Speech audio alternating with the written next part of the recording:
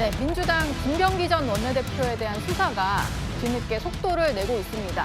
아직은 공천헌금 부분에 좀 집중을 하고 있는 것 같은데 동작구 의회 회의가 진행되던 도중에 몇 분 차이로 부의장의 법인카드가 결제된 사실이 드러났습니다. 제가 쓴 게 118만 원, 사모님 270 정도, 그리고 7월에 그 정도 되고 8월은 제가 거의 안 썼어요. 다 사모님이 쓰셨고. 부의장 카드가 있잖아. 우리 안 사람들이 이게 뭐 누구지 고문들 만날 때나 뭐 이럴 때 카드를 그때 이렇게 썼나 봐. 누가 야 너는 저 왜 밥 안 사냐 그러니까 나 카드 없어. 사모가 갖고 써 이랬나 봐. 근데 그게 녹음이 됐다는 말이 있어요. 우리 안 사람이 일부 직접 쓴 게 있더라고. 물론 김병기 전 원내대표는 저 녹취는 이후에 확인해 보니까 실제 본인의 부인은 쓴 게 없었다 이렇게 얘기는 하고 있습니다. 어쨌든 동작구의 부의장의 법인카드 업무 추진비가 좀 잘못 사용된 거 아니냐 유용 의혹이 있는 상황인데요. 실제로 좀 의심스러운 결제가 있어서 이걸 좀 짚어봐야 될 것 같아요. 의회에서 뭔가 회의를 하고 있는 상황인데 주변 식당에서 결제가 되고 뭐 질의를 하고 있는데 결제가 되고 이런 것들이 좀 드러난 거거든요. 카드에 발이 달리지 않은 이상 이현정 의원님 네. 불가능한 일이잖아요. 동작구 의원들은 순간이동이 되는 것 같아요. 막 질의하고 있는데 갑자기 식당에서 막 결제가? 법인카드 긁고 예. 참 희한한 데인 것 같습니다. 우리가 이런 속담이 있죠. 벼룩의 간을 빼먹는다는 이야기 있죠. 예. 그러니까 이게 동작구 의회에 제가 아마 정확히는 모르겠지만 대략 법인카드 한 달에 한 400~500만 원 정도 한도가 있을 거예요. 네. 그러면 이게 이제 의장이나 부의장 같은 경우는 주로 이제 직원들 뭐 회식비라든지 그다음에 이제 그 의원들 뭐 어떤 회식비라든지 이런 데로 주로 쓸 겁니다.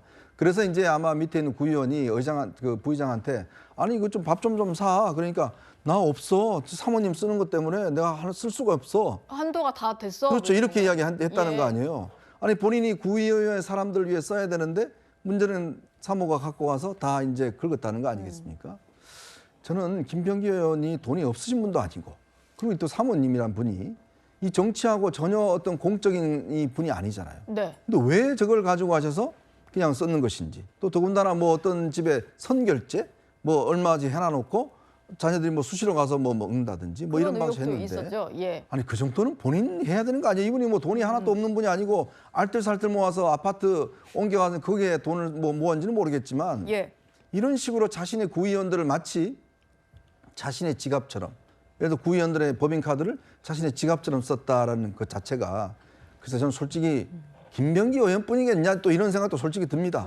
이게 뭐냐면 지방의회라는 게 거의 뭐 이 현역 국회의원들의 어떤 면에서 보면 이 공천권을 가지고 있는 사람들의 어떤 갑질 의혹이 있기 때문에 예. 이번에 이렇게 드러나서 그렇지 굉장히 심해서 그렇지 정말 이런 것들을 한번 저는 전수조사할 필요도 있다고 봐요. 예.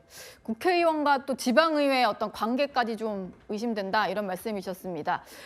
김병기 전 원내대표와 관련해서 사실 이 법인카드 유용 의혹은 경찰에도 일찌감치 정보가 전달이 됐던 상황인데 그러다 보니까 이게 제대로 수사 안 한 경찰에 대한 어떤 비판이 가는 것 같아요. 장현주 부대변인님. 네. 이 정도 파악이 됐고 진술이 있었다면 좀 더 자세히 들여다봐야 되지 않았을까요? 그렇죠. 지금 드러나는 의혹들을 보면 왜 당시에 경찰이 무혐의 처리를 했는지에 대해서는 당연히 의혹의 시선들이 나올 수밖에 없을 것 같습니다. 예. 그러나 다만 이제 이 부분과 관련해서는 당시에 경찰이 조사를 하면서 어느 정도의 자료를 확보했고 또 어느 정도까지 수사가 진행됐는지를 좀 확인할 필요가 있다라는 생각은 들거든요. 예. 사실 그 당시에 불거진 내용들이라든지 그 당시에 조사된 수준이 사실상 이 혐의를 입건해서 뭐 넘기기까지 부족했을 가능성은 있기 때문에 그렇다면 뭐 당시로서는 무혐의를 할 수밖에 없었던 것인지 이런 부분들은 차후에 또 수사 과정을 통해서 당시의 조사에서는 왜 무혐의가 나왔는지도 예. 좀 따져볼 문제다라는 생각은 듭니다. 예. 그러나 일단 김병기 의원이 이 부분에 대해서는 완강하게 지금 부인을 하고 있는 상황이기 때문에요. 아마 수사 과정을 통해서 정말로 배우자의 법인카드 유용이 있었는지 이런 부분들에 대해서는 좀 조속하게 확인을 할 필요는 있어 보인다라는 생각 듭니다. 예. 김병기 전 원내대표는요, 재심 청구 의사를 밝히긴 했는데 그 이후에는 별다른 입장을 공개하지 않고 있습니다. 사실 뭐 변명 같지만 요새 기사 나오는 거에 대해서 고통스러워서 언론은 의혹을 제기해야 됩니다. 저는 그건 뭐 당연하다고 생각합니다. 그런데 의혹을 제기하면 의혹에 대한 사실도 밝혀야 되지 않겠습니까? 입증해야죠. 조금만 기다려주면은 이건 사실관계는 밝혀지거든요. 네네. 조금 차분해져서. 근데 그냥 완전히 그 사람을 이렇게 파렴치범을 만들었는데 나중에 보니까 그렇지 않더라 그러면은 이거에 대한 참그 명예회복은 어렵습니다. 예, 예. 그렇게 되는 거 아니겠습니까? 제가 잘했다는 게 아닙니다, 절대. 근데 그래서 조금만 좀 기다려 주셔라. 네, 저렇게 좀 기다려달라라는 인터뷰를 했었는데 당 윤리심판원에서는 제명 결정이 나온 상황이고요. 김병기 전 원내대표는 재심 청구하겠다 이런 입장을 밝혔습니다. 그리고 이런 글을 올렸는데 차라리 제명을 당할지언정 스스로는 못 떠난다. 망부석처럼 당 곁을 지키겠다 이런 얘기를 했습니다.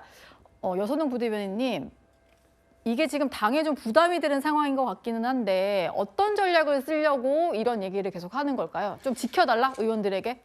글쎄요, 사실은 잘 모르겠습니다. 그러니까 그 어느 순간부터 김병기 의원의 선택들이 여론을 더 악화시키는 방향으로 조금 가고 있어서 안타까운데요. 예. 만약에 민주당을 먼저 탈당을 하고 이 문제에서 본인이 억울하다고 계속 주장을 하니까 그 부분에 있어서 어쨌든 수사기관을 통해서라도 해명을 하고 그게 소명이 된다면은 오히려 전화위복으로 당에 다시 복당을 할 수도 있거든요. 예. 근데 이제 지금 이런 국민적인 의혹과 이런 것들이 계속 이제 몰아치고 있는 상황에서 끝까지 당에 남겠다고 하는 게 자칫 민주당 내 당원들한테도 이게 이제 좋은 모습으로 비춰지진 않기 때문에 뭔가 지금 김병기 의원님이 이제 극한 상황에 몰리다 보니까 어떻게 보면은 당 입장에서 볼 때는 합리적인 선택을 하고 있지 않아 보인다. 네. 이렇게 말씀드릴 수 있을 것 같고 예. 어쨌든 지금 당에서 당 지도부에서는 이번에 새롭게 원내대표와 최고위원이 구성이 되면서 김병기, 강선우, 이해훈 후보자 관련 모든 것들을 빨리 조기에 수습하겠다는 게